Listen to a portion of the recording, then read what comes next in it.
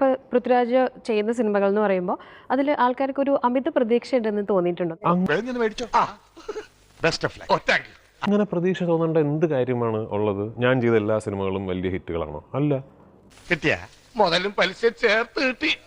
ആരും കണ്ടില്ല. വാ, മാർക്കറ്റിൽ ഇളക്കം ഉണ്ടാക്കാൻ എപ്പോഴും പറ്റാറുണ്ട് അല്ലേ? മാർക്കറ്റിൽ ഇളക്കം ഉണ്ടാക്കാനൊന്നും ഞാൻ ശ്രമിച്ചിട്ടില്ല.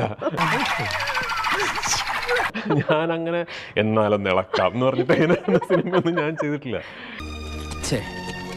ഒരാവേശത്തിലെടുത്ത് ചാടി വേണ്ടായിരുന്നു അല്ലേ?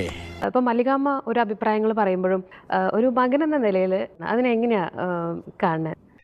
കേട്ടോ ബാലു, അമ്മയ്ക്ക് ഒരു എക്സ്ട്രീംലി സ്ട്രോങ് ഇൻഡിവിജ്വാലിറ്റി ഉണ്ട് എന്നുള്ള കാര്യത്തിൽ I am proud of it. അങ്ങനെ പറഞ്ഞു കൊടുക്കണ രമണ. എപ്പോഴെങ്കിലും എന്തെങ്കിലും ക്ലാഷ് ഓഫ് ഇൻട്രസ്റ്റ് ഒക്കെ വന്നിട്ട് നിങ്ങൾ പറഞ്ഞിട്ടുണ്ടോ അമ്മ എപ്പോഴും ഇങ്ങനെ പറയണോ അല്ലെങ്കിൽ പറയാതിരിക്കണോ? അങ്ങനെയൊന്നും നമ്മൾ അങ്ങനത്തെ ഒരു ഡിസ്കഷൻസ് ഒന്നും ഉണ്ടായിട്ടേ ഉണ്ടാവില്ല അല്ലേ? അയ്യോ, അവന് കിട്ടിയതൊന്നും പോരാ. അമ്മ എന്ത് പറയണം പറയാതിരിക്കണം എന്ന് തീരുമാനിക്കാൻ ചേട്ടനോ ഞാനോ ആരാണ്?